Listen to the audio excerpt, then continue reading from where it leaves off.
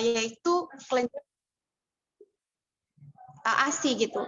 Kalau kita bicara payudara, laki-laki pun punya payudara. Mungkin secara bentuk pun di seluruh dunia ini ada juga laki-laki yang punya payudara yang besar dan perempuan yang mungkin payudaranya nggak sebesar seperti yang pada umumnya kayak gitu kan. Tapi yang membedakan adalah kelenjar mamae, yaitu kelenjar yang menghasilkan ASI gitu. Nah, kalau itu laki-laki nggak punya. Misalnya lagi yang berbeda, perempuan punya namanya rahim, laki-laki nggak punya rahim. Laki-laki punya sperma, perempuan nggak punya sperma. Nah, hal-hal semacam itu yang kita sebut dengan perbedaan secara fitrah gitu. Itu fitrah yang sebenarnya. Kalau kita masih mendefinisikan perempuan sebagai seseorang yang misalnya punya karakter lemah lembut, misalnya perempuan itu adalah orang yang berambut panjang, perempuan itu adalah pribadi yang menggunakan makeup, perempuan itu adalah orang-orang yang menjalankan tugas sebagai memasak, misalnya kayak gitu, mengurusi anak.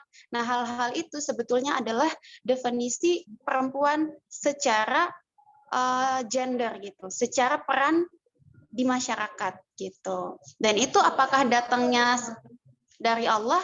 Apakah itu fitrah yang nggak bisa ditukar peran itu? Apakah nggak pernah berubah pembagian tugas itu?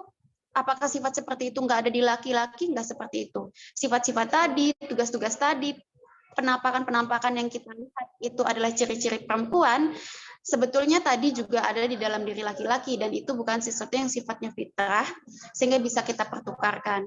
Ketika perempuan sering kita sebut itu tugasnya memasak, sebetulnya laki-laki pun bisa. Ketika perempuan itu tugasnya misalnya mengurusi anak, sebetulnya laki-laki juga bisa. Ketika perempuan boleh menangis, apakah laki-laki nggak boleh menangis? Laki-laki juga boleh menangis kayak gitu, dan itu adalah ciri-ciri kemanusiaan seseorang, bukan ciri-ciri jenis kelamin kayak gitu, dan bukan sesuatu yang fitrah lagi-lagi. Kita harus clear dulu.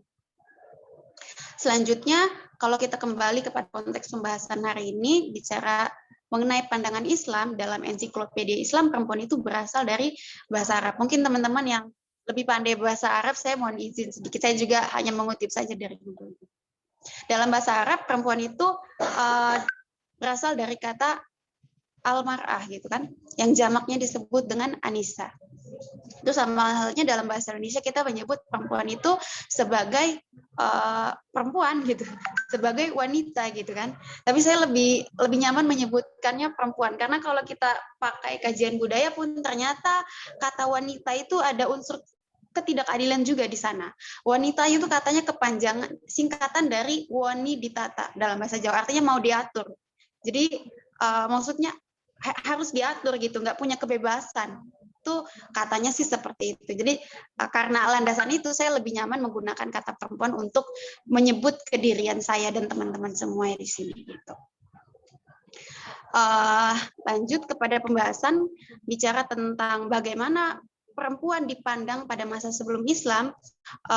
Pada masa sebelum Islam datang, teman-teman, itu ada dua peradaban besar, dan mereka berdua ini saling bersaing gitulah ya, dalam hal wilayah kekuasaan dan kemajuan-kemajuan yang masing-masing peradaban ciptakan gitu.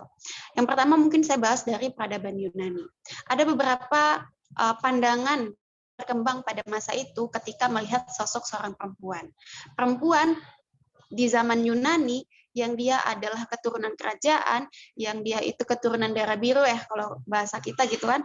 Perempuan-perempuan yang hidup di zaman itu sayangnya tidak semerdeka seperti perempuan pada masa ini. Perempuan-perempuan di zaman itu, mereka itu hidup terkungkung hanya di dalam istana dan tidak punya kesempatan seperti layaknya perempuan-perempuan pada saat ini, walaupun mereka itu secara, kalau orang bilang punya privilege, hari ini privilege banget gitu kan untuk jadi perempuan keren, mengagumkan, berdikari seperti itu, tapi pada masa zaman Yunani nggak seperti itu. Mereka hanya seperti Rapunzel gitulah ya, yang tinggal di dalam bangunan besar tapi nggak bisa kemana-mana dan hanya hidup terbatas di situ. Dia hidup memang dilayani, tapi lebih dari itu dia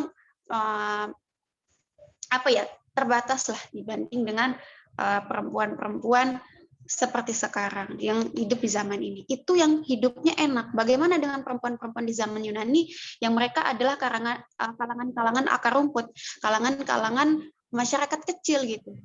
Perempuan-perempuan Yunani yang berasal dari kalangan masyarakat rendahan itu ya diperlakukannya itu seperti sebuah properti, sebuah benda. Itu sebuah kakak. Apa? Astagfirullahaladzim. Disebutnya Astagfirullahaladzim, nggak mau. Itu kayak apa ya? sepertinya ada yang lupa matiin mikrofon ya. Kepada Lucia Manastri. Oke, kita lanjut ya. Kalau perempuan-perempuan pada masa Yunani yang berasal dari kalangan rendahan, mereka itu dipandang seperti sebuah properti aja. Apa? Status kemanusiaan dari perempuan itu tuh nggak ada. Gitu. Dia nggak punya kendali terhadap, dia bagaikan suatu objek aja, suatu benda yang dia nggak punya hak terhadap dirinya. Yang punya hak terhadap perempuan di zaman Yunani itu siapa? Laki-laki yang berasal di keluarganya. Kalau dia adalah anak, maka yang berhak penuh terhadap kediriannya adalah ayahnya. Kalau dia adalah seorang istri, yang berhak penuh terhadap kediriannya adalah suaminya. Gitu. Jadi perempuan pada masa Yunani itu layaknya barang. Dia nggak punya kemampuan memilih, nggak punya kemampuan memutuskan terhadap apa-apa yang berkaitan dengan dirinya sekalipun, seperti itu. Bahkan perempuan pada zaman Yunani itu bisa dirampas hak sipilnya, sehingga sama sekali nggak punya hak sipil, sehingga kalau misalnya dia mendapatkan suatu ketidakadilan, ya dia nggak bisa memperjuangkan dan dia nggak bisa protes itu, karena haknya nggak diakomodir, karena dia nggak diperhitungkan sebagai manusia. Yang diperhitungkan sebagai manusia itu cuma laki-laki, sehingga kalau ada satu keburukan, ketidakadilan yang menimpa laki-laki, maka diperjuangkan. Tapi kalau itu terjadi kepada perempuan, hal yang sama tidak terjadi gitu. Selanjutnya, kalau pada masa Romawi, peradaban Romawi, perempuan yang berada dalam kekuasaan, perempuan itu sama, mirip kayak di masa Yunani, di Romawi pun sama. Perempuan itu berada dalam kepemilikan ayahnya. Gitu. Ketika sudah menikah, maka kekuasaannya jatuh kepada tangan suaminya. Dan kondisi itu berlangsung terus-menerus sampai kepada abad ke-6 sebelum Masehi, seperti itu. Bahkan teman-teman, kan pada masa Romawi Yunani itu kan ilmu pengetahuan boleh berkembang. Banyak muncul filosof-filosof perempuan, tapi itu pun diragukan keilmuannya semacam itu. Ada filosof laki-laki bernama Demosthenes berpendapat istri hanya berfungsi melahirkan anak saja. Jadi fungsi seorang perempuan dalam kehidupan di masyarakat itu adalah untuk melahirkan suatu generasi, yang mana harapannya generasinya juga laki-laki gitu. Kalaupun perempuan ya tadi yang terjadi, yang mereka alami adalah kehidupan yang seperti tadi gitu. Hanya karena dia lahir sebagai perempuan, bukan karena dia berbuat dosa, bukan karena dia berbuat hina, bukan karena dia melanggar norma. Semua ketidakadilan dan keburukan tadi patut dia alami, patut dia jalani sebagai kehidupannya hanya karena dia perempuan. Ada juga filosof lain, mungkin teman-teman lebih common dengar nama ini, namanya Plato. Plato menilai kehormatan seorang laki-laki itu ketika dia mampu memberi suatu perintah, dia punya kekuasaan terhadap suatu kelompok masyarakat atau kelompok ya yang terkecil adalah keluarga, katakanlah seperti itu. Tapi kalau perempuan dikatakan perempuan terhormat kalau dia itu ya di rumah aja melayani suami, melayani laki-laki yang ada di dalam kelompok masyarakat, di dalam keluarganya, itu perempuan yang terhormat itu seperti itu. Mungkin juga kalau teman-teman nonton serial Disney yang Mulan, di situ mungkin teman-teman bisa menangkap pesan yang sama, bahwa Mulan itu dengan segala keterampilannya dalam bela diri, kecerdasannya dan keberaniannya itu nggak dianggap sebagai sesuatu yang hebat, malah dianggap sesuatu yang memalukan keluarga. Mulan itu dianggap hebat ketika kalau misalnya dia menikah, dia di rumah aja, menjalankan tugas-tugas domestik. Seperti itu. Jadi ternyata ketidakadilan ini tuh banyak terjadi di hampir seluruh dunia gitu. Bahkan bukan hampir lagi, mungkin seluruh dunia itu mengalami bentuk ketidakadilan yang sama. Seperti itu. Kondisi yang sama terjadi juga di Eropa. Pada tahun 586 Masehi, sebelum datangnya Islam ya teman-teman, ini agamawan di Prancis masih mendiskusikan, ini miris banget. Orang-orang Prancis pada masa sebelum Islam itu masih mendiskusikan apakah perempuan ini punya hak bertuhan. Jadi mereka aja masih bertanya-tanya, masih berdiskusi, dan itu sesuatu yang didiskusikan secara umum, mempertanyakan apakah manusia ini, apakah perempuan ini bagian dari makhluk hidup yang punya untuk bertuhan. Hal semacam itu aja dipertanyakan. Betapa hina perempuan pada masa sebelum Islam, teman-teman. Apalagi bicara soal surga dan neraka, bicara tentang perempuan jadi pemimpin, bicara tentang perempuan diperlakukan dengan layak, dengan baik. Hal paling fundamental, paling mendasar ketika kita bicara hakikat manusia adalah bertuhan, perempuan itu masih ditanyain, dia punya hak atau enggak untuk bertuhan. Jadi serendah itu perempuan pada masa sebelum Islam. Selanjutnya kita bergeser bicara tentang bagaimana agama-agama lain luar Islam sebelum Islam datang memandang perempuan. Dalam ajaran Yahudi, menganggap perempuan itu seperti barang warisan yang dapat diwariskan kepada keluarganya jika suaminya telah meninggal. Gitu. Jadi bukan bicara perempuan ini dapat hak warisnya berapa ya, tapi mereka sudah pada suatu pemikiran yang sama bahwa perempuan ini layaknya barang yang mana ketika suaminya meninggal maka dia itu diwariskan, kayak gitu. Mereka menempatkan martabat perempuan sebagai pelayan atau budak, sehingga ayahnya berhak untuk menjual, ya kan? Lagi-lagi seperti barang, menjual si perempuan tadi. Dan mereka juga beranggapan bahwa perempuan itu nggak bisa mewarisi apapun kecuali jika ayahnya nggak punya anak laki-laki. Jadi ya dia baru bisa dapat harta warisan kalau dia nggak punya saudara laki-laki. Gitu. Dalam keluarga itu kalau cuma ada anak perempuan ya diwariskan. Tujuannya apa? Karena apakah supaya untuk mensejahterakan si perempuan tadi? Bukan, tapi supaya harta tersebut tetap menjadi kepemilikan dari keluarganya, sehingga ketika ada generasi berikutnya yang mana itu adalah generasi laki-laki, harta tersebut bisa menjadi tetap bagian kepemilikan dari keluarganya. Seperti itu. Selanjutnya bagaimana perempuan dalam agama Romawi. Ajaran agama Nasrani memiliki persamaan dengan ajaran agama Yahudi dengan menempatkan Yahudi dan Romawi itu saya keliru ya, harusnya Yahudi dan Nasrani. Memiliki persamaan dengan ajaran agama Yahudi menempatkan kaum perempuan di lingkungan masyarakat, bahkan lebih kejam lagi, di mana mereka memandang perempuan sebagai pangkal dari segala bentuk kejahatan yang ada di dunia ini. Kenapa seperti itu? Karena mereka punya kepercayaan Adam itu diusir dari surga karena si Hawa ini yang menggoda Adam, gitu. Berdasarkan kepercayaan tersebut, maka diyakini bahwa perempuan ini pangkal dari segala bentuk kejahatan yang ada di dunia ini. Kesalahan dan dosa, hal ini bersumber dari pengetahuan mereka tentang sejarah diusirnya Nabi Adam, itu tadi yang saya sampaikan ya. Mereka mengajarkan perempuan nafsu laki-laki. Namun pada saat perempuan haid, mereka menganggap perempuan itu bagaikan najis. Gitu. Padahal haid itu adalah bagian dari kemanusiaan kita. Itu adalah kerja biologis dari tubuh kita. Gitu. Yang itu juga kalau ya ujung-ujungnya ini dunia nggak ada keturunan yang nggak generasi peradaban bisa berhenti. Tapi ketika fungsi biologis itu sedang berlangsung, kita dianggap bagaikan najis. Gitu.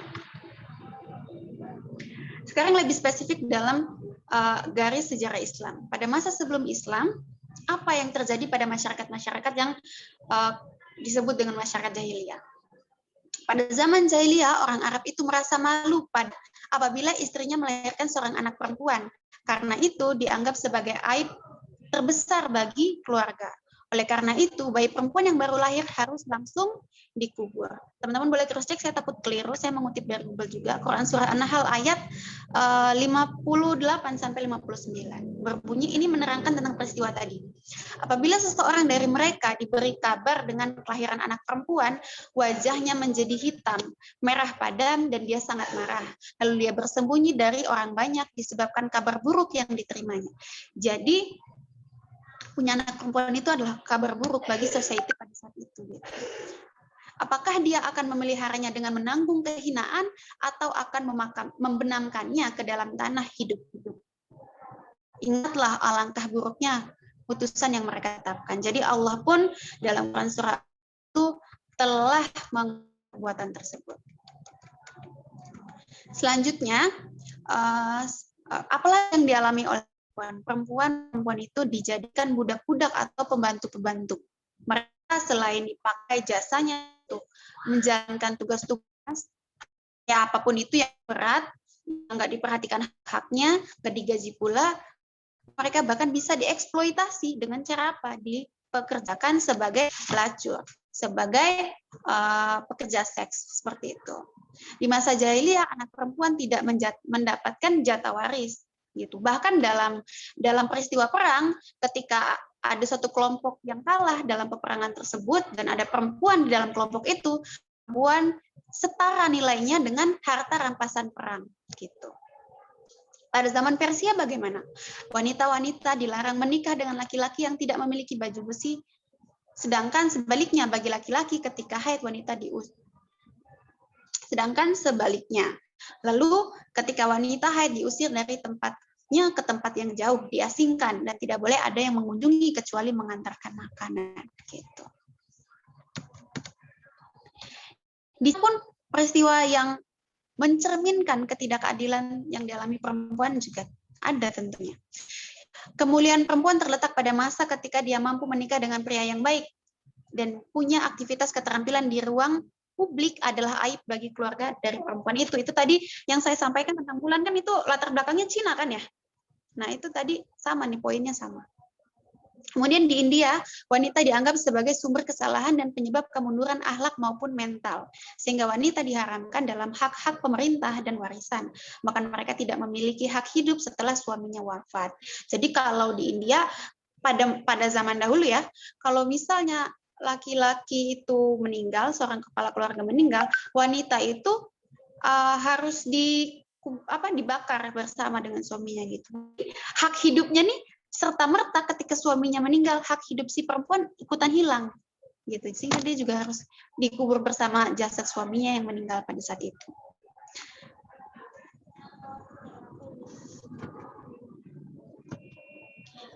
Lanjut ke slide ini aja deh, yang sejarah peradaban manusia. Ini itu adalah apa ya? Perjalanan singkat tentang peristiwa-peristiwa besar dalam perempuan di peradaban kita gitu. Pada masa pra-Islam, perempuan milik mutlak laki-laki sehingga bisa dijual dan disetubuhi oleh mahramnya sendiri gitu. Begitu juga, itu tadi adalah maksudnya di masa Romawi, Yunani termasuk sekawasan Jazirah Arab. Selanjutnya pada abad ke-7 itu terjadi revolusi Islam atas kemanusiaan perempuan.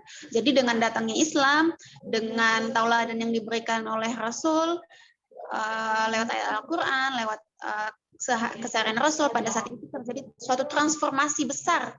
Bagaimana kedudukan perempuan mulai diangkat derajatnya, mulai dinyatakan kemuliaannya semacam itu, sehingga status, kedudukan dan nilai perempuan mulai terjadi suatu kemajuan gitu. Pada abad 17 tradisi sati di India dan Cina mulai dihapuskan. Dan pada abad 19 undang-undang yang membolehkan suami menjual istri mulai dibatalkan pada daerah di Eropa dan Inggris seperti itu. Selanjutnya kedudukan perempuan dalam Islam. Tadi sudah disebutkan bahwa ketika Islam datang itu kedudukan perempuan mulai diangkat, kemuliaannya mulai dinyatakan gitu lewat ayat yang di Al-Quran. Salah satu beberapa di antaranya adalah yang dicantumkan di ini gitu. Pada Quran surah ayat 97 disebut, siapa mengerjakan kebajikan baik laki maupun perempuan dalam keadaan iman, maka pasti akan kami berikan kepadanya kehidupan yang baik dan akan kami beri balasan dan pahala yang lebih baik. Jadi Tuhan punya kehidupan ini aja bilang bahwa perempuan dan laki-laki itu ya sama-sama punya hak untuk menjalankan kehidupan yang baik, asalkan apa? Mereka beriman aja kepada Allah gitu, bukan beriman kepada laki-laki gitu kan. Terus Quran surah At-Taubah, dan orang-orang yang beriman laki-laki dan perempuan sebagian mereka menjadi penolong bagi sebagian yang lain. Mereka menyuruh berbuat yang ma'ruf dan mencegah dari yang munkar. Nah, ini ketika ada kemudian narasi-narasi yang mencoba mengkungkung perempuan di dalam rumah aja, lantas himbauan kewajiban perempuan untuk memberikan aksi nyata, menyeru kepada yang ma'ruf, cegah dari yang mungkar tuh jadi dipersempit, cuman boleh di rumah aja kan. Padahal harusnya ladang amalnya menjadi lebih luas dengan dia dibolehkan berbuat kebaikan di luar rumah sekalipun gitu. Quran surah An-Nisa 124, dan barang siapa mengerjakan amal kebajikan baik laki-laki maupun perempuan sedang dia beriman, maka mereka itu akan masuk ke dalam surga. Jadi kalau zaman dulu orang masih tanya perempuan ini boleh bertuhan atau enggak, sama Islam dijawab gitu kan, bahwa dia punya hak, bahkan dia masuk surga selama dia menjalankan ketaatannya sebagai seorang muslim gitu. Dan beberapa ayat lain lah. Mungkin yang terakhir tentang yang paling sering kita kutip ya, tentang kesetaraan perempuan dan laki-laki. Allah dalam Al-Hujurat ayat 13, dan membedakannya hanyalah ketakwaan. Jadi membedakan derajat laki-laki dan perempuan jenis kelamin mana. Jadi bukan hanya laki-laki dia menjadi lebih baik dari perempuan, tidak seperti itu. Bukan hanya perempuan dia jadi buruk, lebih rendah dibanding laki-laki, nggak seperti itu. Standar menilainya bukan berdasarkan jenis kelamin, tapi ketakwaannya kepada Allah, seperti itu. Lebih mental lagi bicara, teman-teman boleh geser ke slide. Cuman ada 2 hierarki dalam Islam, dalam alam semesta ini. Cuman ada 2 hierarki. Jadi kalau kita buat garis vertikal, yang paling tinggi tentu Sang Halik, Tuhan kita Allah Subhanahu wa taala.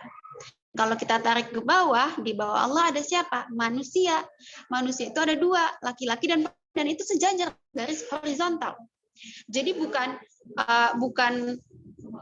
Allah garis terus laki-laki terus garis lagi perempuan, nggak kayak gitu konsepnya. Tapi ketika kita menyebut hamba itu ada laki-laki dan ada perempuan, dan laki-laki dan perempuan ini setara di mata Allah gitu. Jadi bukan perempuan lebih rendah daripada laki-laki ataupun laki-laki lebih tinggi daripada perempuan. Lalu bagaimana Kak kita bicara tentang pandangan Muhammadiyah terhadap perempuan? Bahkan sejak awal berdirinya pun Muhammadiyah, kita bergeserkan, kita IMM nih, tentu kita perlu tahu bagaimana sih wadah kita persyarikatan memandang perempuan kan gitu. Teman-teman tentu udah tahu di antara 7 ortom yang ada di dalam Muhammadiyah itu ada namanya apa? Organisasi apa? Ada yang tahu?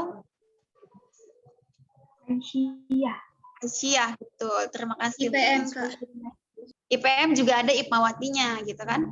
Di IMM ada Ipmawatinya, dikasih ruang khusus gitu kan. Secara organisasi, kalau organisasi yang benar-benar isinya perempuan semua, ada Aisyah, ada Nasyatul Aisyah. Jadi dari awal kehadiran Muhammadiyah pun, Muhammadiyah sudah memberi ruang seluas-luasnya untuk perempuan itu mengaktualisasikan diri dan memberikan kebermanfaatannya di masyarakat gitu. Dan sama sekali nggak ada bias gender di sana di mana seolah-olah hanya boleh bapak-bapak Muhammadiyah yang tampil dan membuat perubahan, menciptakan kebaikan, tapi ibu-ibu Muhammadiyah pun diberikan kesempatan yang sama. Salah satunya dengan wadah organisasi Aisyah. Dalam keputusan Muktamar Muhammadiyah ke-46 di Yogyakarta itu terdapat beberapa keputusan-keputusan yang membicarakan mengenai bagaimana sih perempuan di ruang publik nih gitu kan. Kan perempuan itu dalam konsep berpikir patriarki itu kan ditempatkan selalu pada ruang domestik. Sehingga ada gium yang menyebutkan bahwa perempuan itu ya tempatnya di dapur, sumur, dan kasur kayak gitu kan. Muhammadiyah coba mengkaji itu terutama pada hal-hal yang masih sering menjadi perdebatan. Bicara masalah wanita itu boleh nggak sih bepergian kayak gitu kan? Kan katanya perempuan itu kalau kemana-mana harus ada mahram gitu. Nah ini saya sambil membaca teman.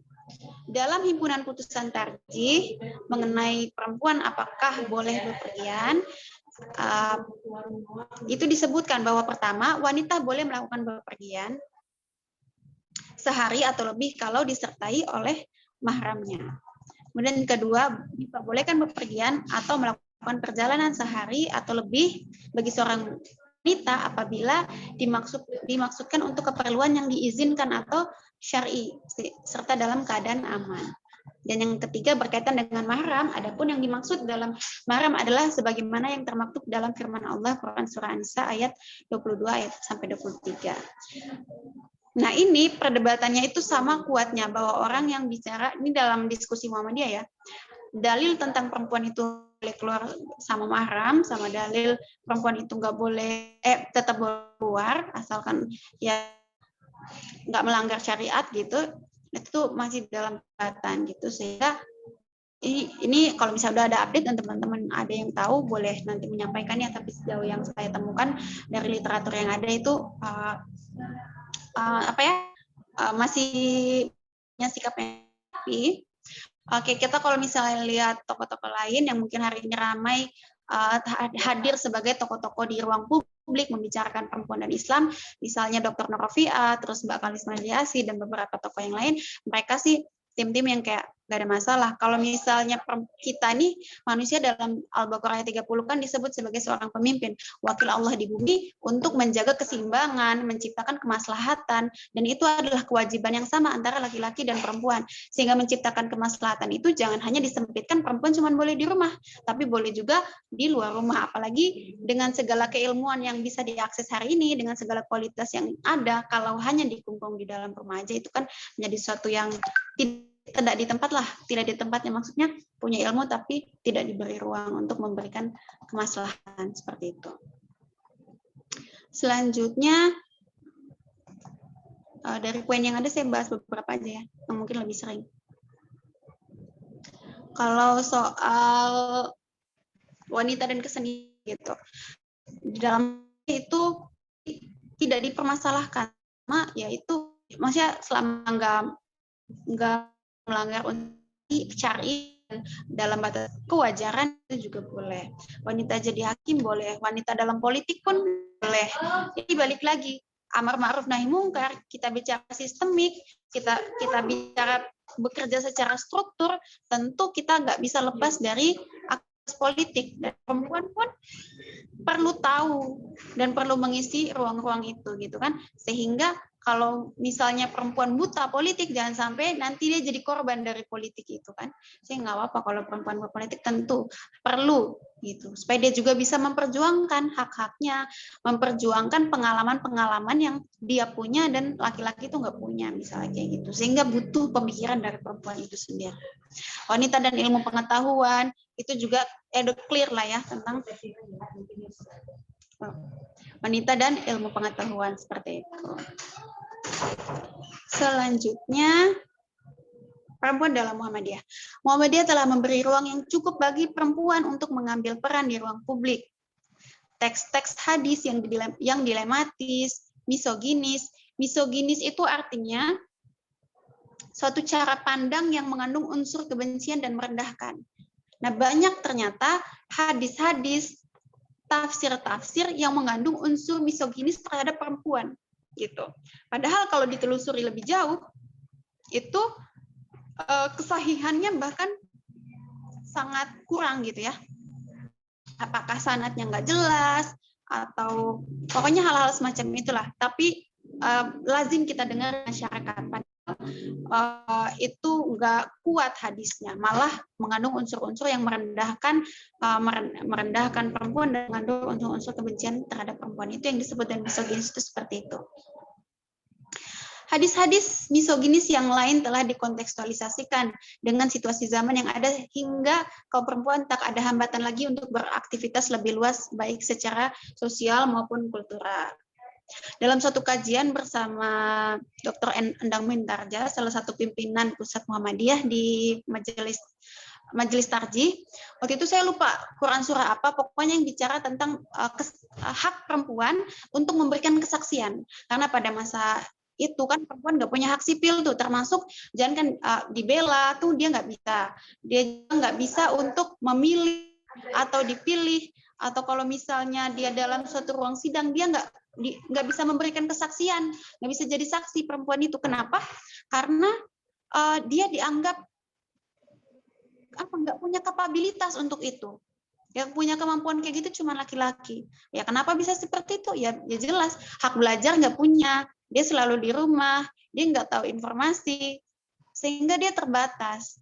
Bahkan kemampuan berpikirnya pada saat itu masih rendah. Nah, tapi kan beda dengan zaman seperti hari sekarang, semua udah serba maju, perempuan udah berkembang, pendidikan udah terbuka luas baik untuk laki-laki maupun juga untuk perempuan, sehingga ada tafsir-tafsir yang mulai dikontekstualisasikan. Sekarang semua ulama sepakat bahwa untuk memberikan kesaksian itu satu perempuan aja nggak apa-apa, itu udah bisa. Kalau dulu sebelum Islam perempuan nggak bisa memberikan kesaksian. Pas Islam datang di ayat Al-Quran disebutkan bahwa 2 orang kesaksian perempuan setara dengan 1 orang kesaksian laki-laki. Jadi baru setara. Jadi baru dianggap suara itu kuat sebagai satu kesaksian kalau yang itu 2 setara dengan 1 laki-laki. Nah, hari ini udah terjadi kontekstualisasi karena kualitas perempuan udah jauh dibanding dulu, sehingga sekarang semua ulama sepakat 1 perempuan memberikan kesaksian saja sudah cukup kayak gitu. Satu saya highlight disampaikan oleh teman tentang bagaimana sih pandangan Islam dalam hal pakaian sebagai untuk memuliakan perempuan. Ini mungkin sekaligus closing statement. Tulisan ini saya buat sekitar setahun yang lalu. Kalau nggak salah waktu lagi Idul Adha. Saya bacain aja. Soal perasaan juga pikiran tentang pakaian dan hijab, sayang sekali kalau dimaknai dengan putus asa, semata-mata sebagai suatu ketidakberdayaan. Bagaimana perempuan dibutuhkan, pendudukan hingga pengekangan terhadap kebebasan atas otoritas kemerdekaan tubuhnya. Jilbab adalah perlawanan, suatu validasi atas keberhargaan perempuan, dan eksklusivitas fitrah dia sebagai perempuan. Perlawanan terhadap upaya objektifikasi dan standar kecantikan yang manusia coba universalkan, ini sebagai validasi bahwa penghargaan terhadap diri itu tidak dilakukan dengan bentuk-bentuk yang mengurangi batas, melainkan meyakininya sebagai sesuatu yang eksklusif dan patut dijaga kehormatan fitrahnya dengan cara yang fitrah pula. Kita menolak narasi soal kualitas perempuan yang diukur dengan sudut pandang maskulin. Kualitas layaknya ditimbang berdasarkan upaya-upaya sadar dalam mencapai kebaikan. Kualitas manusia bukan soal seperti apa bentuk tubuhnya, bukan juga warna kulitnya, bukan juga seindah apa rambutnya. Kita mulai dengan adab dan akhlak. Kemudian bagaimana aktualisasi diri dan kebermanfaatannya terhadap sesama, juga ketakwaannya. Kalau ini terlalu berat untuk teman-teman pahami, saya coba pesan. Kita bicara soal bagaimana perasaan kita terhadap pakaian kita, pikiran kita terhadap pakaian kita, kerudung kita. Janganlah kita ngerasa ini tuh seperti bentuk kita dikekang. Seperti hak kita untuk ekspresi, tunjukkan kecantikan kita tuh seperti dibatasi. Kan seperti itu, teman. Maksud Islam memberikan kita aturan berpakaian seperti ini adalah cara Islam memuliakan kita. Maksudnya bagaimana? Kita kan keindahan. Perempuan ini kan adalah keindahan. Dan Allah memberi cara kita menjaga keindahan kita dengan cara yang Allah ridho gitu kan, yaitu dengan pakaian-pakaian ini. Jangan sampai kita keliru, kita untuk merasakan kecantikan kita tuh membuatnya secara mengeksploitasi diri kita sendiri tanpa dengan pakaian yang mengumbar aurat. Lalu kita cari pengakuan orang bahwa kita cantik, pengakuan bahwa kita seksi. Itulah sudut pandang maskulin menilai perempuan yang berkualitas. Apa kita mau termakan sama pandangan maskulin tadi? Bahwa kita perlu pengakuan orang-orang tadi yang laki-laki itu bahwa cantik sesuai kemauan mereka. Bahwa kita cantik kalau kita buka pakaian kita. Bahwa kita cantik kalau kita operasi wajah kita seperti standar-standar yang beredar di iklan-iklan skincare dan sebagainya. Apakah itu cantik yang mau kita turuti? Enggak. Kita udah dikasih tahu sama Allah, kita cantik, kita hargai kecantikan kita karena eksklusif, nggak bisa kita buka sembarangan.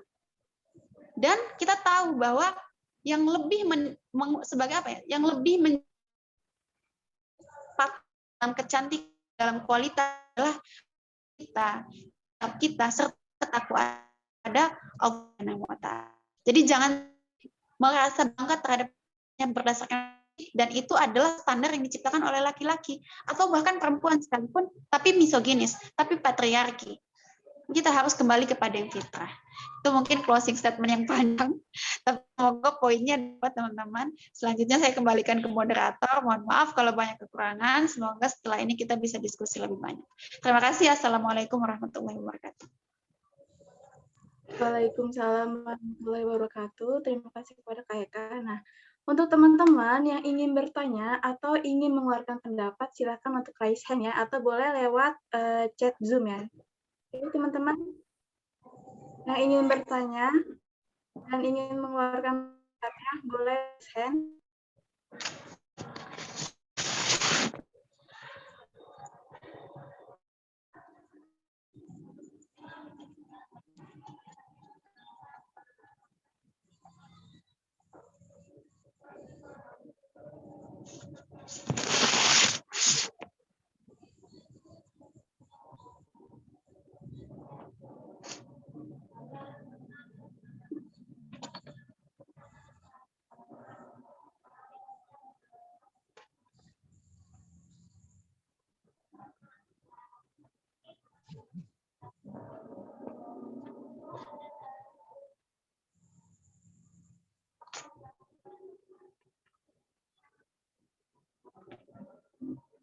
Sepertinya ada yang raise hand, Kak. Lebih baik kepada Della Pariska, dipersilakan.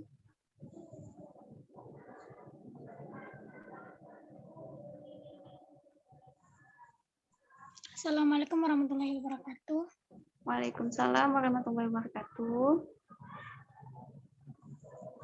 Saya izin bertanya. Seputar ya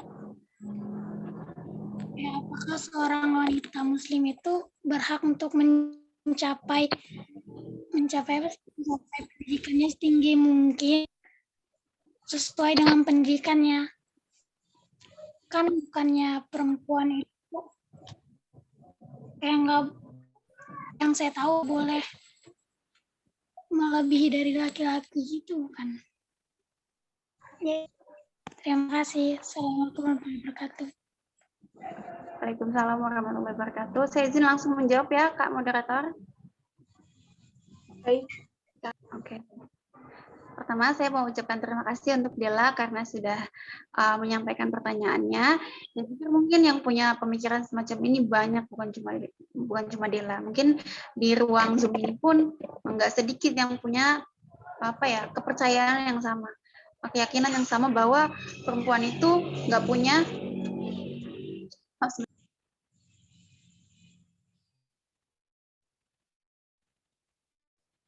bahwa perempuan itu nggak usah tinggi-tinggi sekolahnya gitu, boleh melebihi lagi dengan alasan misalnya ngapain sekolah tinggi-tinggi, kan nanti ujung-ujungnya di rumah, dapur, sumur, kasur.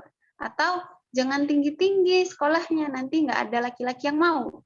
Kalau kamu ketinggian nanti laki-lakinya pada minder gitu kan, misalnya seperti itu.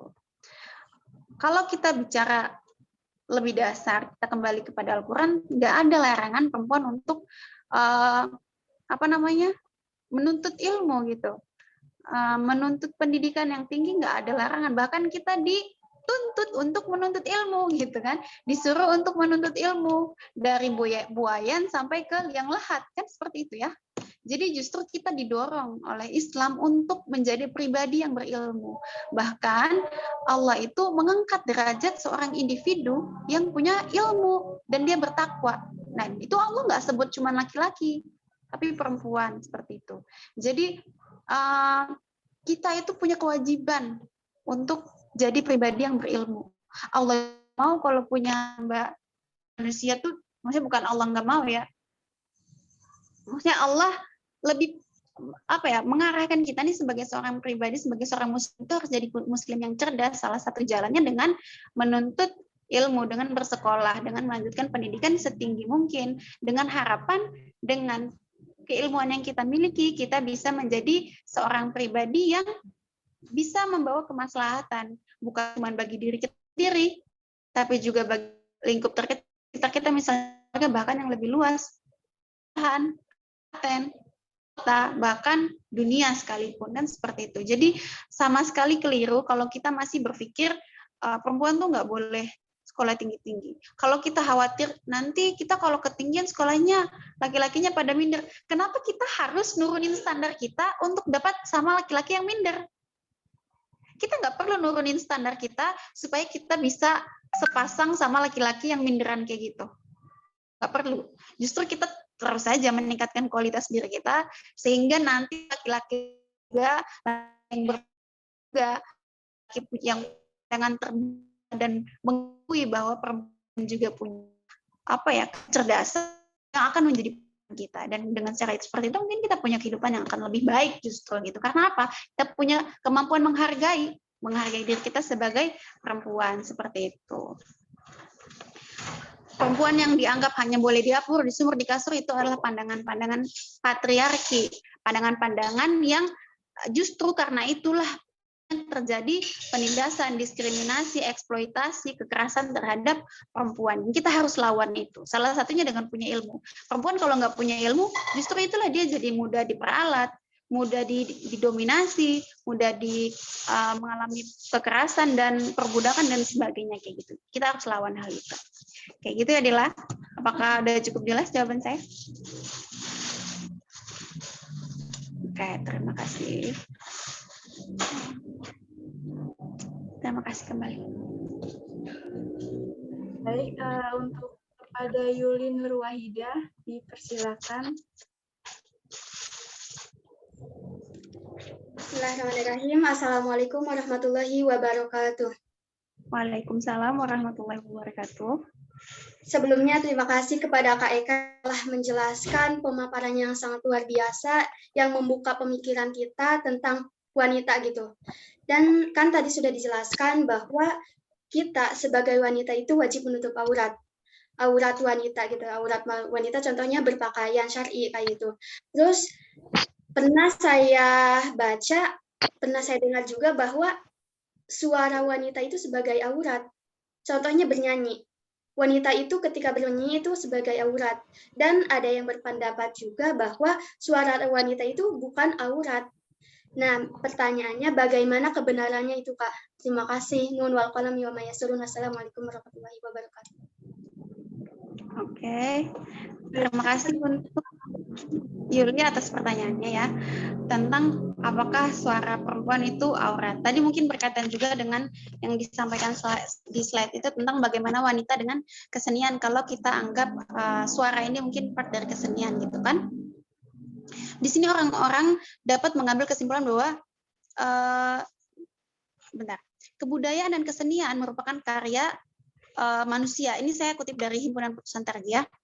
Atas dorongan akal dan budinya untuk menciptakan hal-hal yang diperlukan bagi kesenangan dalam kebutuhan hidup. Yang demikian adalah pembawaan manusiawi, hingga Islam mengajarkan pengekangan diri dari segala sesuatu yang berlebih-lebihan dan membawa mudarat. Begitupun berkaitan dengan suara ini tadi gitu. Dari sini orang dapat mengambil kesimpulan bahwa segala hasil kebudayaan dan kesenian yang berlaku di tengah umat dan dianggap sebagai suatu kewajaran selagi tidak mengganggu kelancaran dan ketertiban nilai-nilai kebaktian terhadap Allah Subhanahu wa taala.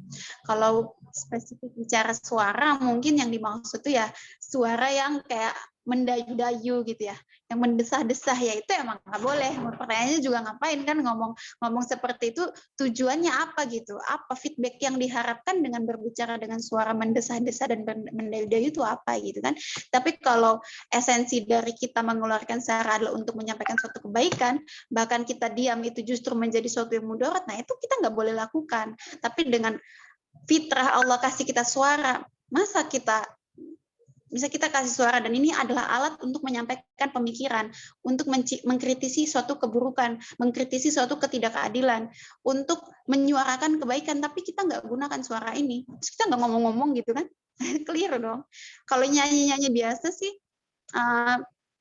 dalam Himpunan Putusan Tarbiyah sudah disampaikan bahwa selama itu masih dalam batas kewajaran dan tidak melanggar nilai-nilai normatif yang berkaitan sama syariat Islam, ya nggak ada yang perlu kita khawatirkan kayak gitu. Itu sih mungkin, Yuli. Terima kasih untuk pertanyaannya. Semoga bisa menjawab. Ya, terima kasih juga Kak. Itu pertanyaannya.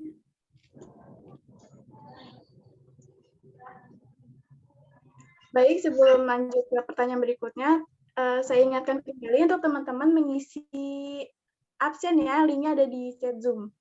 Dan untuk Kakak Dayamawati Erika Amanda Putri, dipersilakan.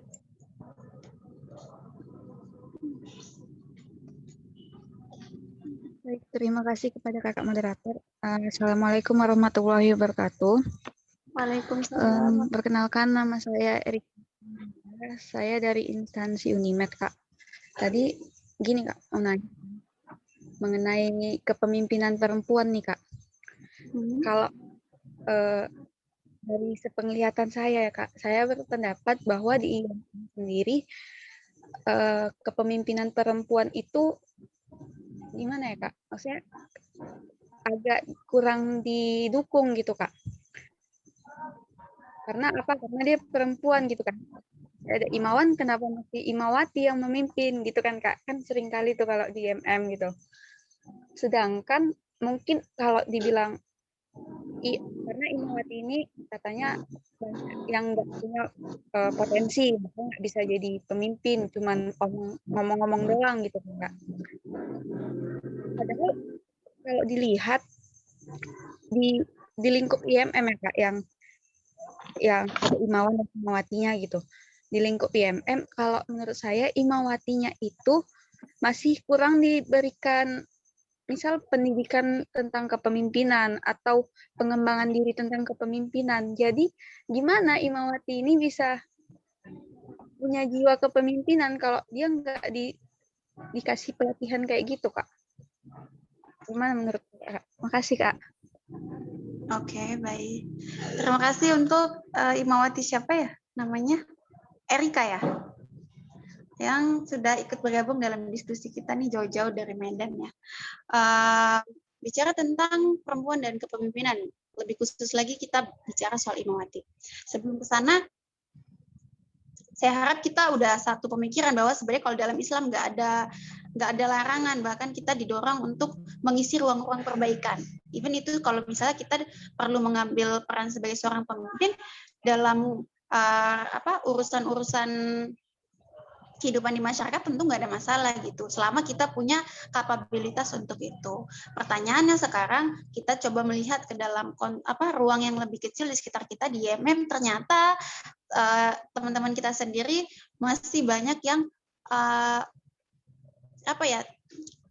meragukan perempuan ketika disandingkan dalam ruang-ruang politik untuk memperjuangkan misalnya posisi kepemimpinan seperti itu. Hanya karena dia perempuan, gitu kan? Hanya karena dia perempuan.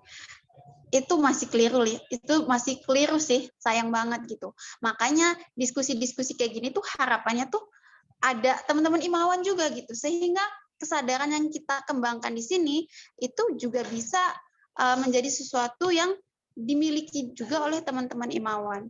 Dan kesempatan untuk dibimbing, diberi pelatihan supaya punya kualitas kepemimpinan itu jangan sampai hanya dibatasi oleh laki-laki saja. Tapi emang maksudnya kenapa kok bisa gitu ya? Apa pelatihan-pelatihan kayak gitu hanya pesertanya khusus laki-laki gitu, Erika maksudnya? Enggak, maksudnya gini kan, kalau kepemimpinan gitu kan biasanya kalau misal Imawan, dia lebih, karena kamu Imawan, kamu harus jadi pemimpin ini. Misal lingkup kecilnya aja kepanitiaan. Oh, kamu Imawan, kamu harus jadi ketua panitia. Sedangkan kalau Imawatinya itu di bawahnya gitu. Kenapa enggak DAD gitu kan Kak, kepanitiaan? Kenapa harus Imawan gitu? Itu kalau kepanitiaan kan juga melatih kita juga untuk memimpin gitu kan Kak. Oke.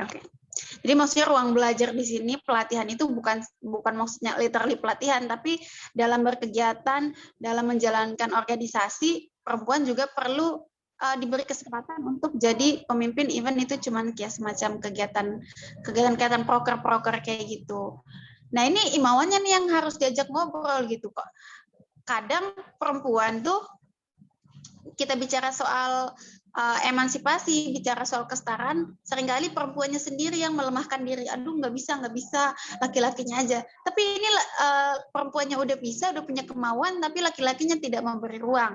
Apakah khawatir? Ada punya kekhawatiran bargaining position-nya jadi kurang gitu hanya karena perempuan diberi ruang untuk belajar. Nah, kalau begitu berarti harus duduk bareng, diskusi bareng. Jadi bicara soal kesetaraan perempuan itu dan laki-laki, jangan hanya perempuan yang mendiskusikan itu, laki-laki juga diajak diskusi supaya punya kesadaran yang sama.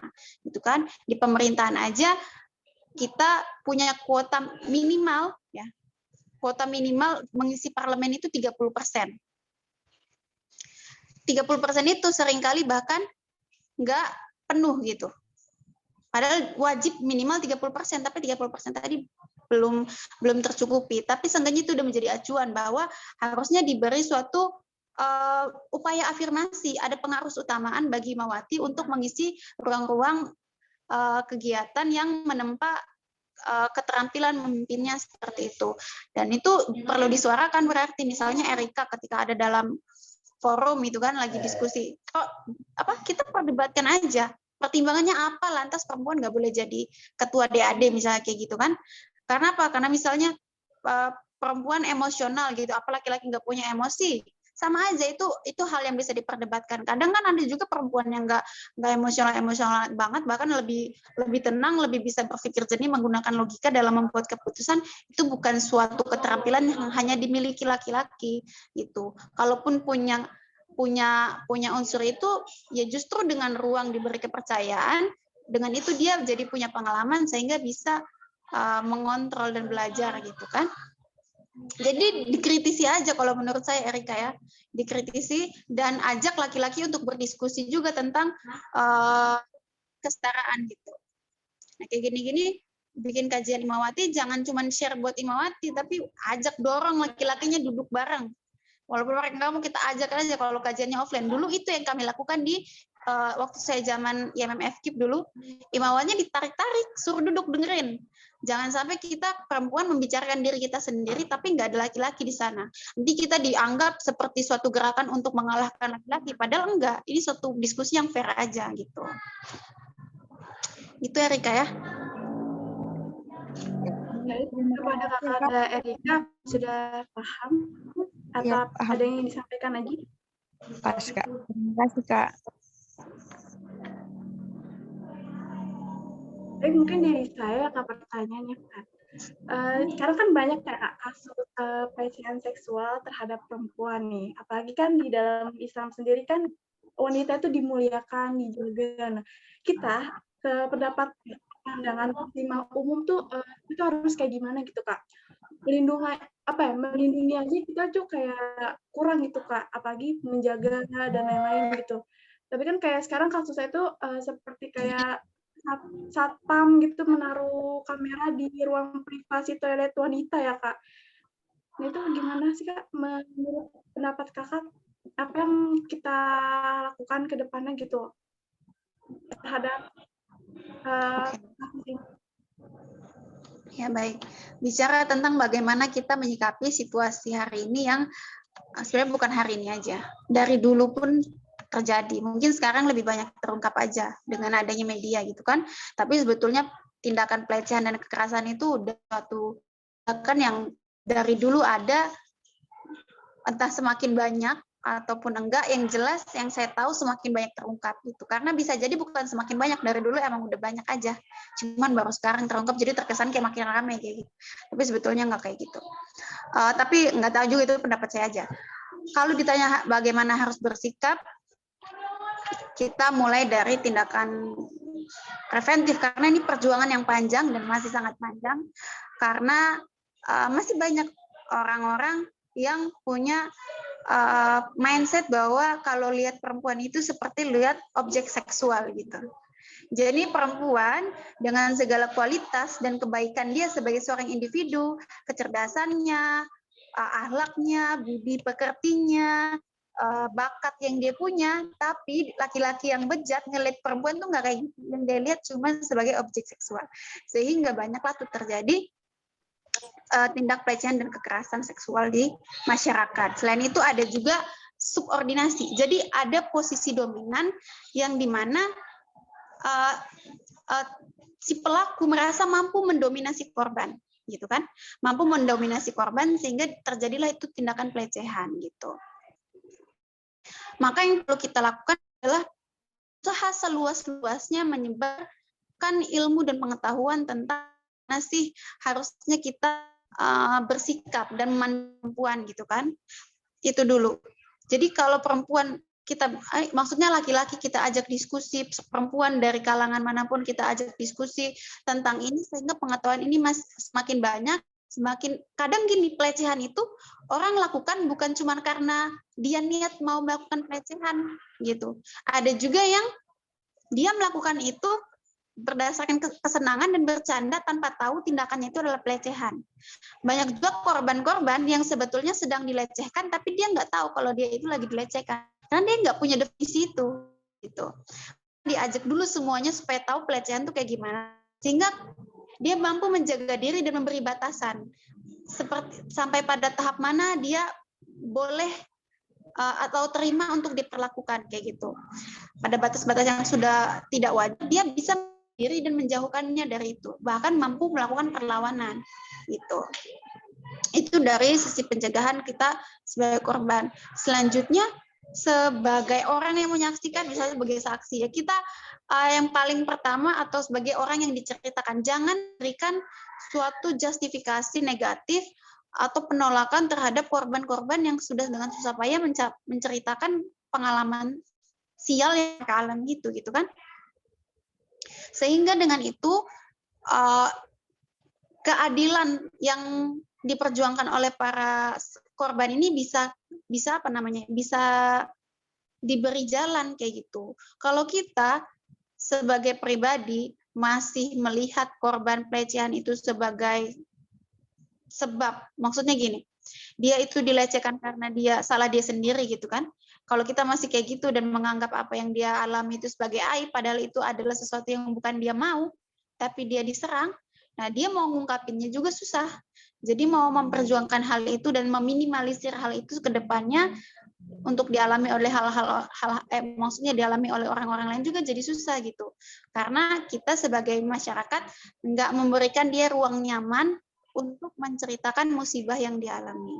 Jadi pertama kita dengarkan, kita berikan kepedulian, bahkan kita bantu untuk memperjuangkan hak-haknya supaya bisa dilindungi atau mungkin bahkan diberikan suatu tindakan psikologis, si penjahatnya dihukum misalnya kayak gitu. Kalau kita lihat langsung ya kita cegah, misalnya dengan negur aja sih Pak, misalnya gitu, Pak kita pelototin misalnya kayak gitu, atau kita sengaja duduk di dekat itunya mbaknya yang lagi jadi korban, misalnya dia lagi dipegang-pegang dalam satu transportasi umum gitu kan, kita distract aja perhatian dari si pelakunya sehingga dia langsung kayak gelagapan dan nggak melanjutkan gitu.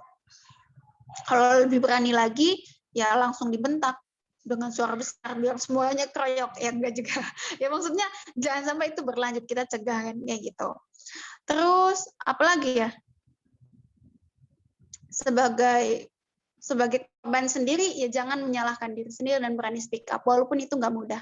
Makanya teman-teman Imawati sebisa mungkin jadilah pribadi yang baik dan bisa dipercaya untuk teman-teman perempuan yang lain yang mungkin saja dia adalah korban tapi orang dekat kita kan gitu. Jadi kalau kitanya juga jadi orang yang bisa jadi ruang nyaman untuk dia terbuka, dia pun bisa speak up, dan semakin banyak yang speak up, insya Allah ini semakin terbuka mata orang-orang untuk mulai aware terhadap hal ini, mulai sadar bahwa itu suatu hal yang nggak bisa dibela gitu kalau misalnya ada pelaku kekerasan atau pelecehan seksual kayak gitu.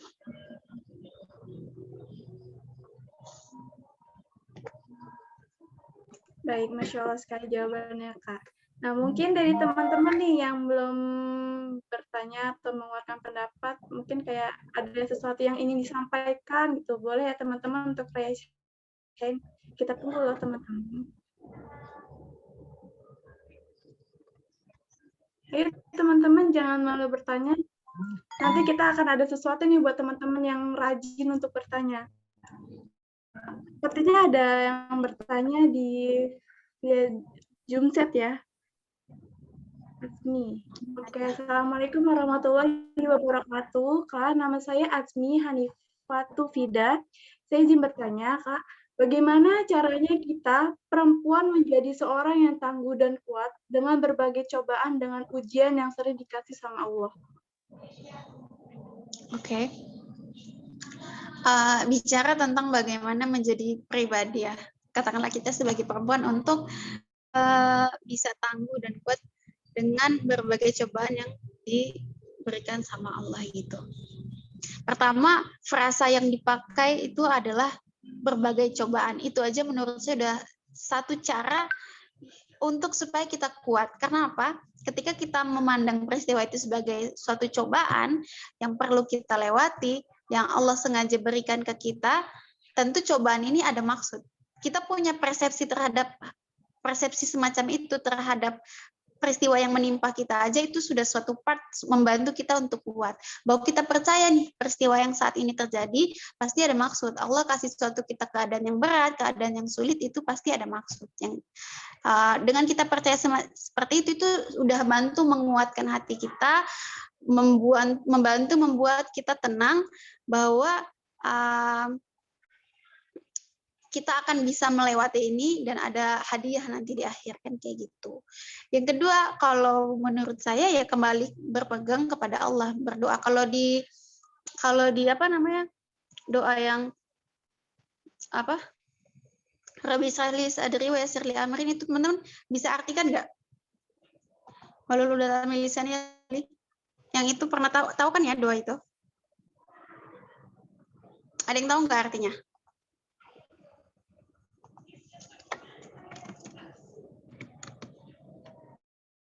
Pokoknya setahu saya itu artinya ya Allah lapangkanlah hatiku dan mudahkanlah urusanku gitu kan. Jadi yang pertama kita minta kalau setiap ada sesuatu yang kita lewati, peristiwa berat, peristiwa sulit, yang kita minta sebelum urusannya dipermudah adalah minta Allah melapangkan hati kita. Karena kalau misalnya hati kita udah Allah lapangkan, peristiwa sebesar apapun, seberat apapun, insya Allah tuh ya kita bisa menjalaninya. Kita kuat aja menjalaninya. Karena itu jadi kecil, karena Allah udah melapangkan hati kita. Jadi peristiwa musibah sebesar apapun, tentu pasti sedih mah ada. Kalau diminta jangan sedih itu permintaan yang keliru. Justru kita perlu merasakan sedih supaya kita tahu namanya bahagia. Kita perlu merasakan susah supaya kita tahu rasanya syukur gitu kan. Jadi tapi doa yang tepat adalah ya doa minta Allah lapangkan hati kita sehingga walaupun itu sedih, walaupun itu berat, kita bisa menjalaninya dan kita percaya tadi bahwa kan dalilnya juga setiap kesulitan datang bersama kemudahan. Jadi bukan kesulitan dulu baru kemudahan, tapi beriring dengan kesulitan dan kemudahan itu ada bersama-sama gitu.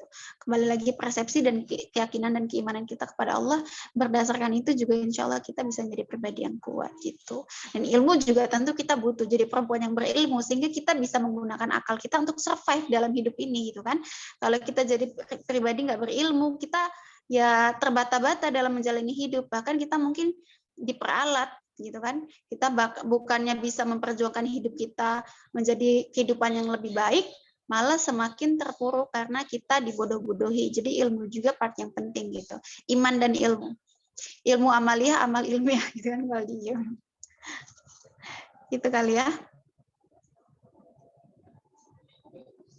Oke, baik. Kepada Kakanda Azmi Hanifatu Fida, apakah sudah cukup dipahami? Atau ada yang ingin disampaikan lagi? Sudah paham, Kak. Terima kasih, Kak. Terima kasih untuk yang sudah bertanya.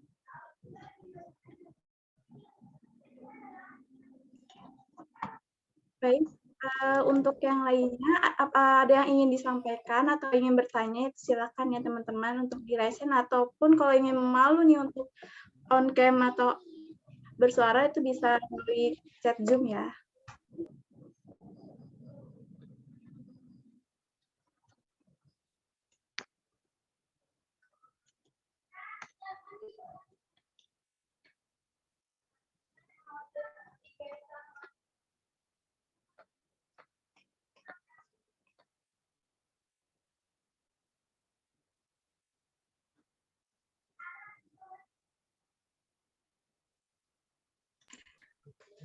Diingatkan kembali teman-teman yang belum mengisi absen, dikarenakan masih sedikit nih yang belum absen, itu untuk segera mengisi absen ya teman-teman. Linknya ada di link Zoom.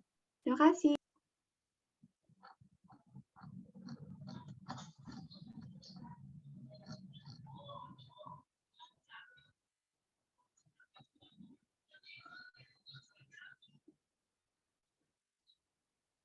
Mungkin kalau nggak ada lagi bisa kita cukupkan, Kak. Mungkin tuh ada Della Fariska ya di Raisen, atau ada Della Fariska ingin bertanya lagi? Iya Kak, mau nanya satu lagi. Baik. Oke.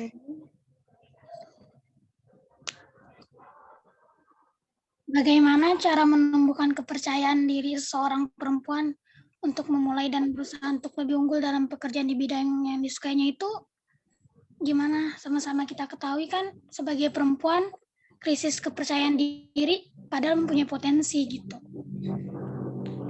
Gimana caranya? Oke. Dela tadi namanya ya? Iya Kak. Ya, oke. Izin menjawab ya, Dela. Bicara tentang bagaimana kita mampu mengembangkan kepercayaan diri. Kalau menurut saya, kita mulai dengan membangun konsep diri yang positif.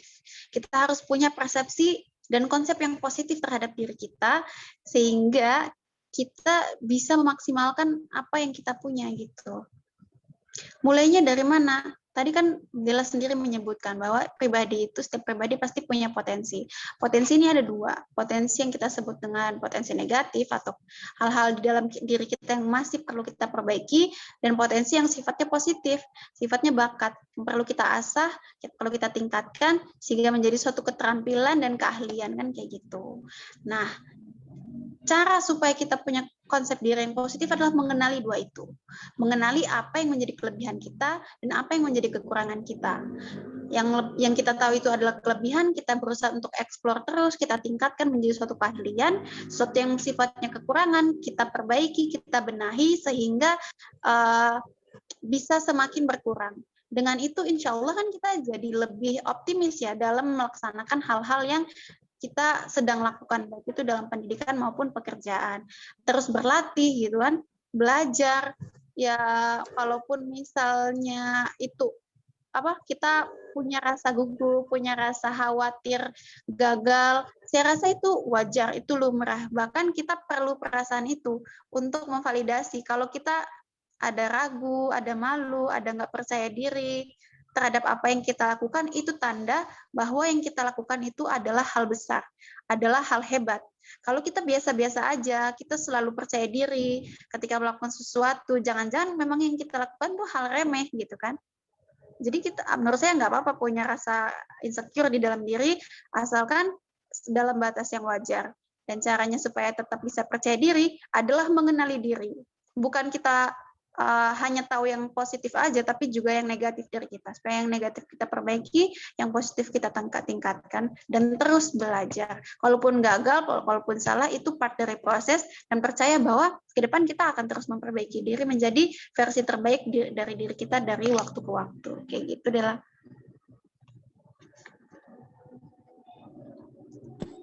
Baik, pada Kakak Della Fariska sudah cukup dipahami. Insya Allah.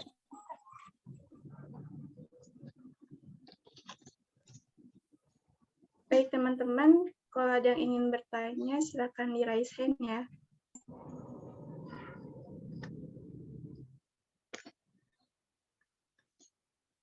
Kak, saya ingin bertanya pada Kak Eka. Jadi gimana sih kita nih sebagai seorang perempuan, misalkan udah mengikuti aturan agama, udah kayak kita sholat tepat waktu, puasa, ngikutin ajaran-ajaran Nabi, Rasul, serta hadis. Tapi kadang kita suka lalai, Kak. Kadang kita kayak imannya tuh suka turun gitu kan. Imannya kadang suka turun gitu. Gimana sih cara kita tuh buat naikin iman setiap hari gitu. Kayak ngecas iman gitu. Dari hawa nafsu yang kadang tuh bikin kita tuh males, terus mager gitu. Itu sih Kak, buat ngelakuin ibadah-ibadah gitu. Oke, terima kasih Nada untuk pertanyaannya. Itu juga PR ya, saya kira untuk kita semua termasuk saya juga gitu kan, karena ya memang alamiahnya iman itu sifatnya naik turun gitu kan. Maka kita perlu menjaga stabilitas keimanan kita. Syukur-syukur kita bisa terus mendorong keimanan kita supaya semakin meningkat setiap harinya. Tapi ya minimal jangan sampai turun lah, stabil kan kayak gitu. Caranya gimana? Kalau saya nonton ceramahnya Ustadz Hanan gitu ya, beliau bilang bahwa yang perlu kita lakukan adalah datang ke majelis-majelis ilmu gitu, kajian, berkumpul dengan orang-orang soleh kan kayak gitu. Dengan cara seperti itu kita bisa menjaga keimanan dan ketakwaan kita gitu kan, karena vibes-nya tuh positif gitu loh. Jadi ke kitanya juga jadi positif gitu. Terus yang paling basic ya mungkin teman-teman tahu juga bahwa salat itu cara untuk kita mencegah diri kita ini dari perbuatan keji dan mungkar, dan dia adalah tiang agama. Kenapa bisa dibilang kayak gitu? Karena dengan kita menjaga salat kita, insya Allah kita juga terjaga dari hal-hal buruk dan mungkar lainnya. Itu basic dari keislaman kita. Itu yang harus kita jaga. Makanya juga salat gitu. Dengan cara itu, insya Allah menjaga gitu. Dengan segala keterbatasan ini, kalau menurut saya bersyukur gitu kan, media sosial memberi kita fasilitas informasi untuk mengakses ceramah-ceramah yang kita bisa dengar kapanpun itu. Dan dengan cara itu menurut saya itu cara paling sederhana juga sih untuk kita bisa ngecas iman gitu kan. Makanya kalau teman-teman mungkin di sini yang suka lihat-lihat Ustadz Hanan, judulnya aja 1 minute booster kan, booster apa itu? Booster iman kita gitu kan. Jadi banyak-banyak dengar ceramah aja, banyak-banyak dengar ceramah, kumpul sama teman-teman yang soleh, soleha, dengan cara-cara seperti itu, insya Allah kita bisa terjaga gitu. Itu juga PR sih, bukan buat cuman yang bertanya, saya kira buat semuanya juga termasuk saya seperti itu.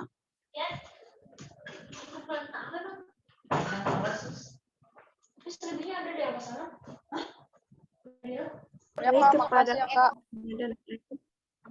Cukup.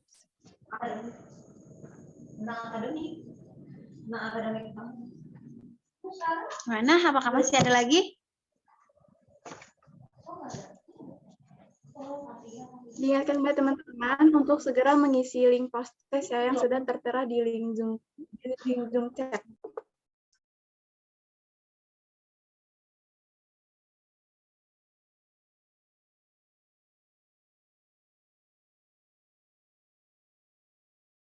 Ya, teman-teman, untuk mengisi link absen dikarenakan absennya masih sedikit untuk kehadirannya, dan juga mengisi link post-test ya, teman-teman. Untuk linknya itu berada di room chat.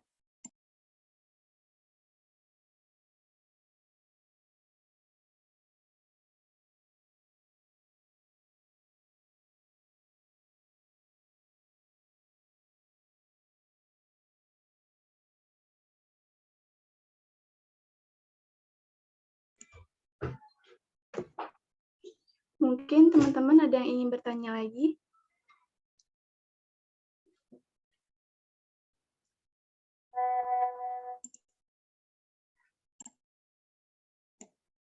Jika kalau sudah tidak ada yang bertanya lagi, mungkin saya cukupkan ya Kak untuk sesi pertanyaan diskusi ini. Baik, untuk sebelum ditutup, izinkan saya untuk mereview nih Kak, apa yang tadi disampaikan.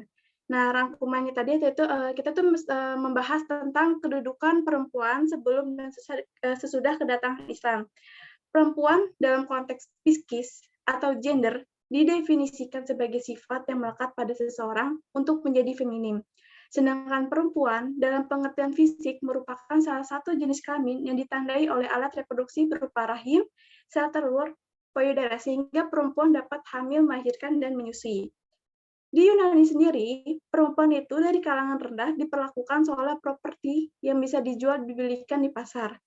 Sedangkan di Romawi, perempuan sendiri itu berada dalam kekuasaan ayahnya, yaitu ketika sudah menikah, maka kekuasaannya pun jatuh ke tangan suaminya secara mutlak.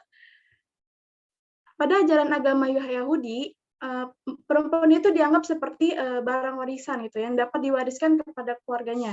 Jika suaminya telah meninggal, mereka menempatkan martabat perempuan sebagai budak, sehingga ayahnya berhak untuk menjualnya.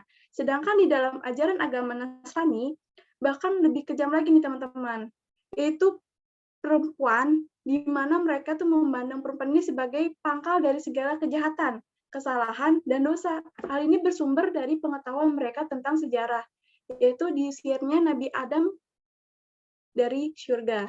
Nah, ada juga nih kedudukan perempuan dalam Islam, yaitu terdapat Al-Quran dalam surat An-Nahl ayat 97, Al-Quran dalam surat At-Taubah ayat 71, Al-Quran dalam surat An-Nisa ayat 124. Dan juga kita tadi membahas mengenai seputar perempuan di ruang publik nih teman-teman.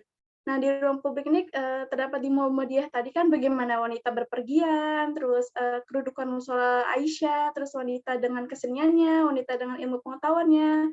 Terus kita juga tadi membahas perempuan dalam Muhammadiyah, yaitu Muhammadiyah itu telah memberi ruang yang cukup bagi perempuan untuk mengambil peran di ruang publik.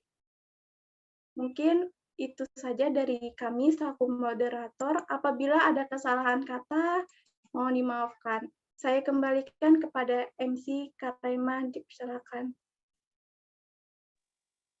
Oke, baik. Sebelumnya terima kasih kepada Kak Eka selaku narasumber kita pada malam hari ini. Lalu terima kasih juga kepada moderator kita yang sudah memimpin jalannya acara gitu ya. Untuk teman-teman mungkin diingatkan kembali ya untuk mengisi pretest, post-test, dan juga absensi. Mungkin kita tutup acara kajian kita pada malam hari ini dengan doa kafaratul majelis. Subhanakallahumma wa bihamdika asyhadu an la ilaha illa anta astaghfiruka wa atubu ilaik. Kurang lebihnya mohon maaf. Billahi fisabilil haq, fastabiqul khairat. Wassalamualaikum warahmatullahi wabarakatuh. Waalaikumsalam warahmatullahi wabarakatuh. Terima kasih, Kak. Iya, terima kasih teman-teman peserta. Terima kasih untuk Kak Eka. Terima kasih. Ya, kembali semuanya. Mohon maaf ya atas kekurangannya. Izin live ya. Iya, terima kasih semuanya. Jangan lupa diisi absennya ya.